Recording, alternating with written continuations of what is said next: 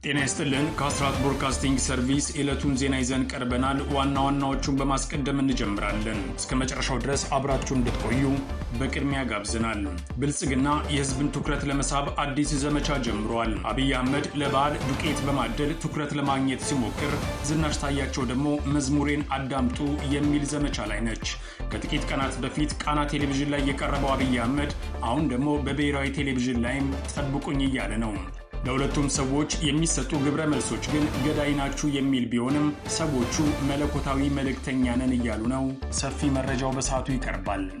በጦር ሜዳ በደረሰበት ከፍተኛ ምት ስነ ልቦናው የላሸቀው የብልጽግና ሰራዊት የጀርባ አጥንት የሆኑት የፓራ ኮማንዶና የደህንነት አባላትን እያጣ ይገኛል ተባለ።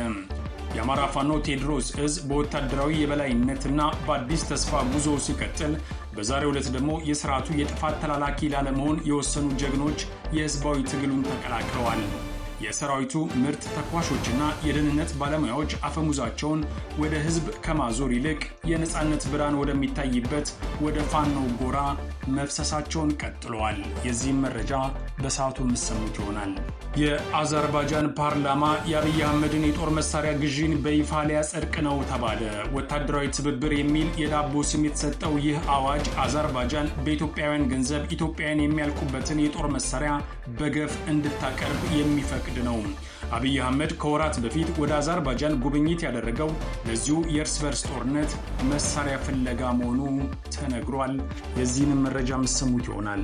በካቶሊክ ርዕሰ ሊቃነ ጳጳሳት 14ኛ ፖፕ ሊዮና በትራምፕ መካከል የቃላት ጦርነት መጀመሩ ተሰማ። ፖፕ ሊዮ ትራምፕን አልፈራም ሲሉ የተደመጡ ሲሆን፣ ትራምፕ በበኩላቸው ውጭ ጉዳይን አያውቅም በማለት ተችተዋል። የፖፑ ብዙ አድናቂም አይደለሁም ሲሉ ምላሽ ሰጥተዋል።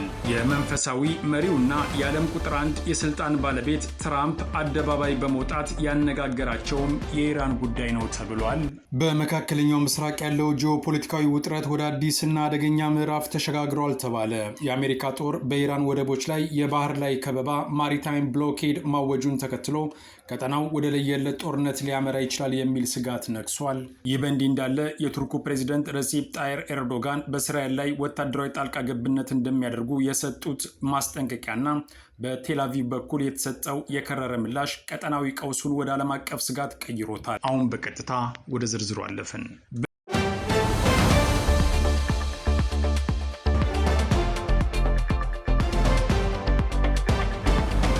በኢትዮጵያ የህዝብ ትኩረት ለማግኘት ሩጫው ቀጥሏል። የብልጽግናው አገዛዝ ከፍተኛ ባለስልጣናት ያላቸው የህዝብ ትኩረት ከጊዜ ወደ ጊዜ መሸርሸሩን ተከትሎ አሁን አዲስ ዘመቻ የጀመሩ ይመስላሉ። ይህ ዘመቻ ደግሞ ዝናሽ ታያቸውን ጭምር ያካተተ ነው። አብይ አህመድም እንዲሁ ወር ባልሞላ ጊዜ ውስጥ ከሁለት ጊዜ በላይ ቃለ መጠየቅ በመስጠት ስሙኝ እያለ ነው። ከዚህ ቀደም የአገዛዙ ጣቢያ ላይ ተመልካች የለም በሚል ወደ ቃና ቴሌቪዥን ሄዶ የነበረው አብይ አህመድ ቃለ መጠየቁ የተጠበቀውን ያህል ተመልካች ሳያገኝ ቀርቷል። ለወትሮ ጣቢያው የሚያስተላልፋቸው ዝግጅቶች የተሻለ ተመልካች የነበራቸው ቢሆንም አብይ አህመድ ሲቀርብ የተመልካች ቁጥሩ ቀንሷል ተብሏል። ይህንን የተረዳው ብልጽግና በዋናው የቴሌቪዥን ጣቢያ የብልጽግና ቁንጮ እንግዳ ሆኖ እንዲቀርብ ለነገ ቀጠሮ ይዟል። ያሳደረው ጫና ምን ያህል ነው? ለምንድን ነው የሆርሙዝ ስትሪፕን ማስከፈት የዓለም አጀንዳ የሆነው? ከኛ በላይ ለማን አጀንዳ የሆነው? ኢትዮጵያ የባህር በር ባለቤት ካልሆነች ሰፈሩ አይለወጥም፣ ሰፈሩ ሰላም አያገኝም፣ የዓለም ንግድም ይስተጓጎላል።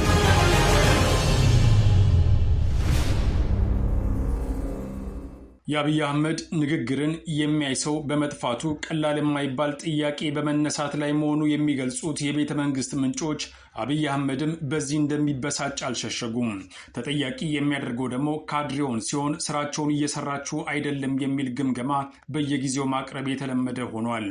ይህንን የቅቡልነት ክፍተት ለመሙላት ዝናሽ ታያቸውም አዲስ መዝሙር ይዛ በመምጣት አዳምጡኝ እያለች ነው። የዝናሽ ታያቸው የሰሞኑ የመዝሙር ምርቃት ከፍተኛ መንግስታዊ ድጋፍ እየተደረገለት ቢሆንም ህዝብ አይን ግን መግባት አልቻለም ተብሏል። እንቅስቃሴውን የተመለከቱ የተወሰኑ ሰዎች ግን ለዝናሽ ታያቸው ቀጥተኛ ምላሽ በመስጠት አገዛዙን ተቃውመዋል። ከተሰጡት ምላሾች ውስጥ መዘመሩን ትተሽ ግድያ አቁሚ የሚለው ይገኝበታል። በመንፈሳዊ ተልዕኮ ስም ፖለቲካ ለመስራት የተሰማራችው ዝናሽ ታያቸው የተሰጣት ህዝባዊ ምላሽ እየተጠበቀ ቢሆንም ጉዳዩ ግን የብልጽግና የሚዲያ ሚሊሻዎችን አስቆጥቷል። የሚዲያ ሚሊሻው የተሰጠው አቅጣጫ ደግሞ ህዝቡ ዓለማዊ አልበም ከሚጠብቅ የዝናሽ ታያቸውን መዝሙር ቢሰማ ይጸድቅ ነበር የሚል ነው። ዓለማዊ የተባለው ደግሞ ድምፃዊ ቴዎድሮስ ካሳሁን ሲሆን እሱን ከምትጠብቁ ለምን እኛን አታዳምጡም የሚለው የመጨረሻው መልእክት ሆኖ መጥቷል። የዝናሽ ታያቸው ፖለቲካዊ እንቅስቃሴ በፖለቲካው ዓለም ፖፑሊስት ሞቢላይዜሽን በመባል የሚታወቅ ሲሆን ዋና ዓላማውም አገዛዙ በመለኮታዊ ስልጣንና በህዝብ መካከል ድልድይ ሆኖ እያገለገለ እንደሚገኝ ማሳየት ነው።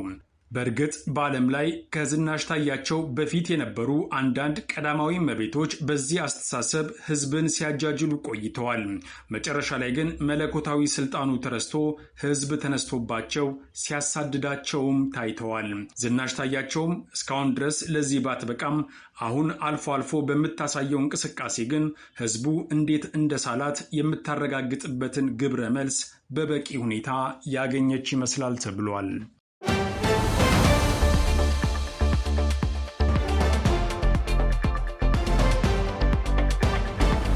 በጦር ሜዳው በደረሰበት ከፍተኛ ምት ስነ ልቦናው የላሸቀው የብልጽግና ሰራዊት የጀርባ አጥንት የሆኑት የፓራ ኮማንዶና የደህንነት አባላቱን እያጣ ይገኛል። የአማራ ፋኖ ቴዎድሮስ ዕዝ በወታደራዊ የበላይነትና በአዲስ ተስፋ ጉዞውን ሲቀጥል፣ በዛሬው ዕለት ደግሞ የስርዓቱ የጥፋት ተላላኪ ላለመሆን የወሰኑ ጀግኖች የህዝባዊ ትግሉን ተቀላቅለዋል። የሰራዊቱ ምርጥ ተኳሾችና የደህንነት ባለሙያዎች አፈሙዛቸውን ወደ ህዝብ ከማዞር ይልቅ የነጻነት ብርሃን ወደሚታይበት ወደ ፋኖ ጎራ መፍሰሳቸውን ቀጥለዋል። ተጨማሪው እንደሚከተለው ይቀርባል። የአማራ ፋኖ ወታደራዊ አቅም በከፍተኛ ፍጥነት እያደገ መምጣቱን የሚያሳዩ አዳዲስ መረጃዎች መውጣታቸውን ቀጥለዋል። በአንጻሩ በብልጽግና ስርዓት የሚመራው ሰራዊት በከፍተኛ የስነ ልቦናና የመዋቅር መፈራረስ ውስጥ እንደሚገኝ ተረጋግጧል። በዛሬው ዕለት የአማራ ፋኖ ብሔራዊ ንቅናቄ የቴዎድሮስ ዕዝ 201ኛ ኮር ህዝብ ግንኙነት ክፍል ባወጣው መግለጫ የገዢው ቡድን ታማኝ ተደርገው የሚቆጠሩ የፓራ ኮማንዶ አባላትን ጨምሮ በርካታ የመከላከያና የደህንነት አካላት ሰራዊቱን ጥለው ፋኖ ተቀላቅለዋል ተብሏል።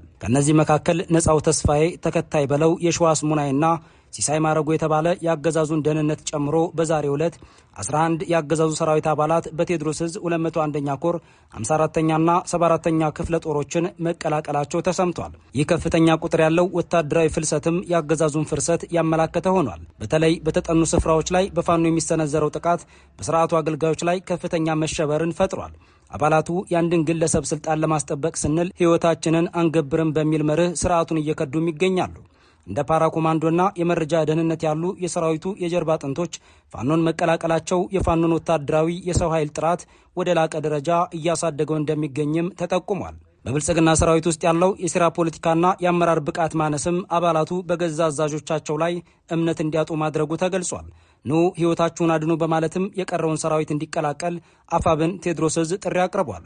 በአሁኑ ሰዓትም የተቀላቀሉት አባላት በአመራሮች ደማቅ አቀባበል ተደርጎላቸው ወደ ተመደቡበት የውጊያ ቀጠና በመግባት ላይ ይገኛሉ ሲል ዕዙ ለአስራት ባደረሰው የግንባር መረጃ ጨምሮ ገልጿል።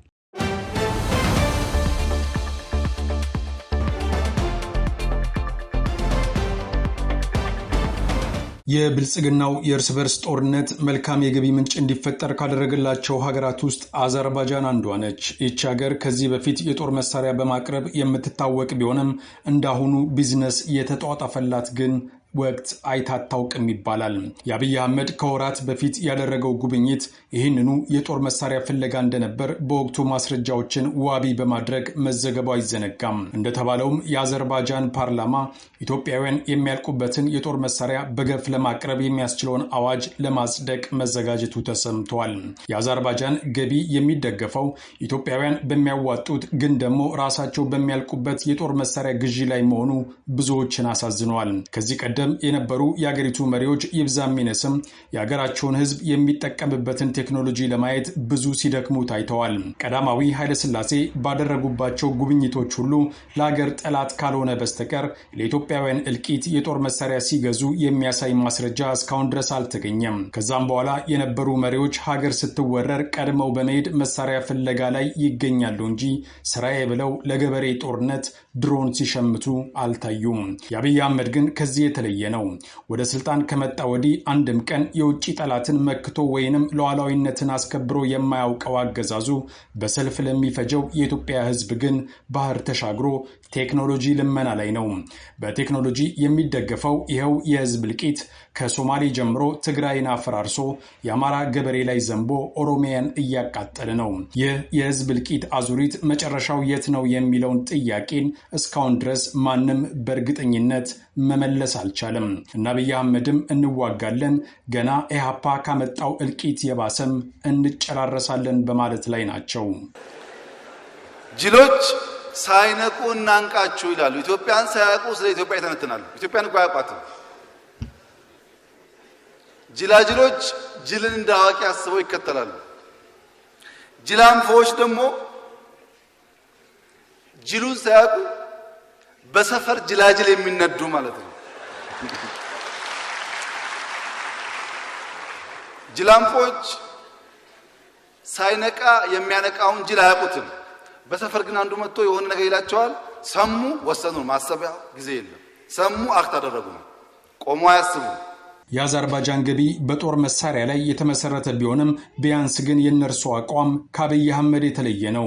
እነዚህ ባለስልጣናት የጦር መሳሪያ ከመቸብቸብ ባለፈ ለኢትዮጵያውያን ሕይወት ይጨነቃሉ ተብሎም አይጠበቅም። የእነርሱ ችግር ግን ገቢውን ለግል ጥቅማቸው መዋላቸው ነው። የአገሪቱ ፕሬዝደንት ሴት ልጅ ትዘውረዋለች በተባለው በዚህ የጦር መሳሪያ ንግድ በርከት ያሉ ደላላዎችም ኪሳቸውን አደልበዋል።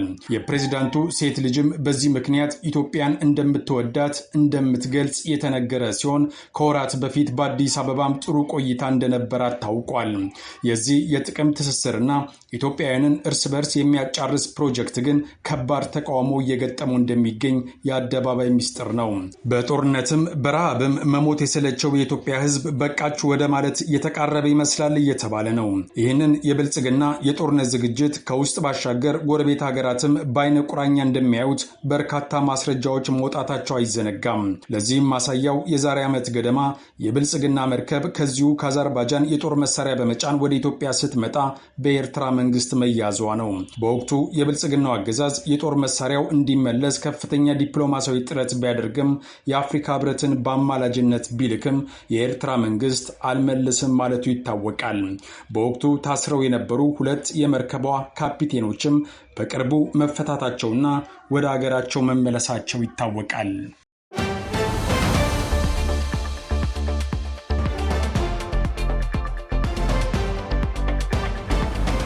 በመካከለኛው ምስራቅ ያለው ጂኦፖለቲካዊ ውጥረት ወደ አዲስና አደገኛ ምዕራፍ ተሸጋግሯል ተባለ። የአሜሪካ ጦር በኢራን ወደቦች ላይ የባህር ላይ ከበባ ማሪታይም ብሎኬድ ማወጁን ተከትሎ ቀጠናው ወደ ለየለት ጦርነት ሊያመራ ይችላል የሚል ስጋት ነግሷል። ተጨማሪው እንደሚከተለው ይቀርባል። ይህ በእንዲህ እንዳለ የቱርኩ ፕሬዝደንት ረሲፕ ጣይር ኤርዶጋን በእስራኤል ላይ ወታደራዊ ጣልቃ ገብነት እንደሚያደርጉ የሰጡት ማስጠንቀቂያና በቴልአቪቭ በኩል የተሰጠው የከረረ ምላሽ ቀጠናዊ ቀውሱን ወደ ዓለም አቀፍ ስጋት ቀይሮታል። ዝርዝር ዘገባው እንደሚከተለው ተሰናድቷል። በመካከለኛው ምስራቅ ያለው ጂኦፖለቲካዊ ውጥረት ወደ አዲስና አደገኛ ምዕራፍ ተሸጋግሯል። የአሜሪካ ጦር በኢራን ወደቦች ላይ የባህር ላይ ከበባ ማሪታይም ብሎኬድ ማወጁን ተከትሎ ቀጠናው ወደ ለየለት ጦርነት ሊያመራ ይችላል የሚል ስጋት ነግሷል። በሌላ በኩል ቱርክ በእስራኤል ላይ ወታደራዊ ጣልቃ ገብነት እንደምታደርግ መዝለፏ ሁኔታውን ይበልጥ ውስብስብ አድርጎታል። የአሜሪካ ጦር ኃይል መካከለኛው እዝ ሴንትኮም ከፕሬዚዳንት ዶናልድ ጄ ትራምፕ በተላለፈ ጥብቅ መመሪያ መሰረት ከሚያዝያ 5 ቀን 2018 ዓ.ም ረፋድ ጀምሮ በኢራን ወደቦች ላይ የባህር ላይ ከበባ እንደሚተገብር አስታውቋል። ከበባው በአረብ ባህረ ሰላጤና በኦማን ባህረ ሰላጤ የሚገኙ የኢራን ወደቦችን በሙሉ ያካትታልም ተብሏል። የማንኛውም ሀገር መርከብ ወደ ኢራን ወደቦች መግባትም ሆነ መውጣት እንደማይችልና ሴንትኮም ያላድሎ እርምጃ እንደሚወስድም አስታውቋል። አሜሪካ በዚህ እርምጃዋ የዓለም አቀፍ የንግድ መስመር የሆነውን የሆርሙዝ የባህር ሰርጥ ሙሉ በሙሉ እንደማትዘጋ የገለጸች ሲሆን ወደ ኢራን የማይጓዙ መርከቦች ግን ነፃ እንቅስቃሴያቸው እንደሚጠበቅ አሳውቃለች። ይህ ውሳኔ የተላለፈው በፓኪስታን ኢስላማባድ የተካሄደው የዋሽንግተንና የቴህራን የዲፕሎማሲ ንግግር ያለምንም ውጤት መበተኑን ተከትሎ ነው። ይህም አሜሪካ ከዲፕሎማሲ ይልቅ ወደ ቀጥታ ወታደራዊና ኢኮኖሚያዊ ጫና ማዘንበሏን አመላክቷል። በሌላኛው ግንባር የቱርኩ ፕሬዚዳንት ረሲፕ ጣይብ ኤርዶጋን በእስራኤል ላይ ያልተጠበቀና እጅግ ጠንካራ ማስጠንቀቂያ ሰንዝረዋል። ኤርዶጋን ቱርክ ቀደም ሲል በሊቢያና በናጎርኖ ካራባክ ወታደራዊ ጣልቃ ገብነት እንዳደረገችው ሁሉ በእስራኤል ላይም ተመሳሳይ እርምጃ ልትወስድ እንደምትችል አስታውቀዋል። ወደ ካራባክና ሊቢያ እንደገባ ነው ሁሉ በእነሱም ላይ ተመሳሳይ እርምጃ እንወስዳለን፣ ይህን ከማድረግ የሚያግደን ምንም ነገር የለም ሲሉም ተደምጠዋል። ለዚህ ንግግር የእስራኤል ባለሥልጣናትም በቁጣ ምላሽ ሰጥተዋል። የእስራኤል የቅርስ ሚኒስተር ኤሚቻኤል ያሁ ኤርዶጋንን ራሱን እንደ ኦቶማን ሱልጣን የሚያይ ግብዝ አምባገነን ነው ሲሉ የጠሩ ሲሆን ከቱርክ ጋር ያለው ዲፕሎማሲያዊ ግንኙነትም እንዲቋረጥ ጥሪ አቅርበዋል። የአሜሪካና ኢራን የአሁኑ ፍጥጫም ካለፉት ጊዜያት ጋር ሲነጻጸር በበርካታ ስጋቶች የተከበበ ሆኗል። ኢራን በባህር ከበባ ውስጥ መውደቋ ለዓለም የነዳጅ ገበያ ከፍተኛ ስጋት ሆኗል። ኢራን ለዚህ ምላሽ ለመስጠትም የሆርሙዝ የባህር ሰርጥን ለመዝጋት ከሞከረች የዓለም ኢኮኖሚ ለከፋ ቀውስ እንደሚጋለጥም ከወዲሁ ተረጋግጧል። በተለይ አሜሪካ በኢራን ላይ የወሰደችው እርምጃና የቱርክ በእስራኤል ላይ መዛት ግጭቱ በሁለቱ ሀገራት መካከል ብቻ ሳይሆን መላውን መካከለኛው ምስራቅ፣ ሊባኖስን፣ ሶሪያንና የመንን ጨምሮ ሊያካትት እንደሚችል ከወዲሁ ተገምቷል።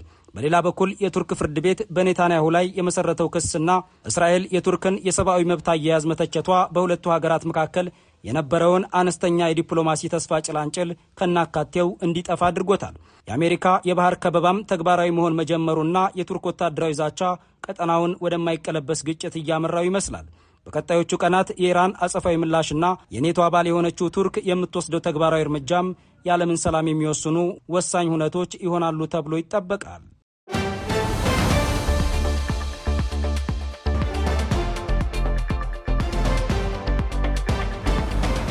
የመካከለኛው ምስራቅ ውዝግብ ብሎ በሃይማኖት መሪዎችና በትራምፕ መካከል የቃላትን ጦርነት ለመክፈት ምክንያት ሆነዋል።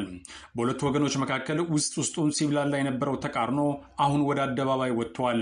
የካቶሊክ ቤተክርስቲያን ርዕሰ ሊቃነ ጳጳሳት ሊዮ 14ኛ የትራምፕ አስተዳደርን እንደማይፈሩ እንዲሁም የኢራን ጦርነትን በተመለከተ በያዙት አቋም ምክንያት ከፕሬዚደንቱ ያልተለመደ ጥቃት ቢሰነዘርባቸውም ግጭቱን መቃወም እንደሚቀጥሉ አረጋግጠዋል። የአሜሪካው ፕሬዚደንት ዶናልድ ትራምፕ በበኩላቸው በትሩዝ ሶሻል ማህበራዊ ሚዲያ ገጻቸው በለጠፉት ጽሑፍ ወንጀል ላይ ደካማ፣ ውጭ ጉዳይ ላይ ደግሞ የከፋ ነው ሲሉ ፖፕ ሊዮን ወቅሰዋል። ቆይተው ደግሞ አድናቂው አይደለውም ሲሉ ለጋዜጠኞች ተናግረዋል። ወደ አልጄሪያ እየተጓዙ የነበሩት ፖፕ ሊዮ በበኩላቸው ከትራምፕ ጋር ክርክር ውስጥ መግባት እንደማይፈልጉ፣ ነገር ግን ስለ ሰላም መናገራቸውን እንደሚቀጥሉ ገልጸዋል። ርዕሰ ሊቃነ ጳጳሳቱ የኢራን ጦርነት ላይ ብርቱ ተቃውሟቸውን ሲያሰሙ ቆይተዋል። ትራምፕ የኢራንን ስልጣኔ እንደሚያወድሙ በተናገሩ ጊዜም ዛቻው ተቀባይነት የሌለው በማለት መተቸታቸው አይዘነጋም። ትራምፕ ጦርነቱን ለመቋጨት ሰላማዊ መንገድ እንዲፈልጉም መክረዋል። የካቶሊክ ቤተ ክርስቲያን ርዕሰ ሊቃነ ጳጳሳት ከዓለም መሪዎች ለሚሰጡ አስተያየቶች ቀጥታ ምላሽ መስጠታቸው የተለመደ አይደለም ተብለዋል። ዶናልድ ትራምፕ ርዕሰ ሊቃነ ጳጳሳቱ የካቶሊክ ቤተ ክርስቲያን መሪ ሆነው የተመረጡት አሜሪካዊ ስለሆኑ ነው። ከፕሬዚደንት ዶናልድ ጄ ትራምፕ ጋር በተያያዘ መፍትሄ ማግኛው ጥሩ መንገድ ይሄ ነው ብለው አስበው ነበር ሲሉም ጽፈዋል። ወደ አልጄሪያ በሚጓዙበት አውሮፕላን ውስጥ ከጋዜጠኞች ጋር በነበራቸው ቆይታ ለትራምፕ አስተያየት ምላሽ የሰጡት ፖፕ ሊዮ ራሳቸውን ፖለቲካ ውስጥ ሚና እንዳለው ሰው አድርገው እንደማይመለከቱ ይልቁንም የሰላም መልእክትን እንደሚያስተላልፉ ተናግረዋል። የወንጌል መልእክትን ከፍ ባለ ድምፅ መናገርን አልፈራም፣ እዚያ ያለሁትም ይህንን ለማድረግ እንደሆነ ነው የማምነው፣ ቤተ ክርስቲያኗም ለዚህ ነው ያለችው ብለዋል። ዛሬ በዓለም ላይ እጅግ በርካታ ሰዎች እየተሰቃዩ ነው። እጅግ ብዙ ንጹሃን ሰዎች እየተገደሉ ነው። የሆነ ሰው መነሳትና ይህንን ለማድረግ የተሻለ መንገድ አለ ብሎ መናገር ይኖርበታል ሲሉም አቋማቸውን አስታውቀዋል።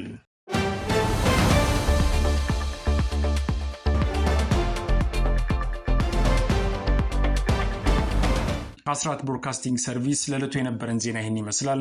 አብራችሁን ስለነበራችሁ ከልብ እናመሰግናለን። በያላችሁበት ሰላም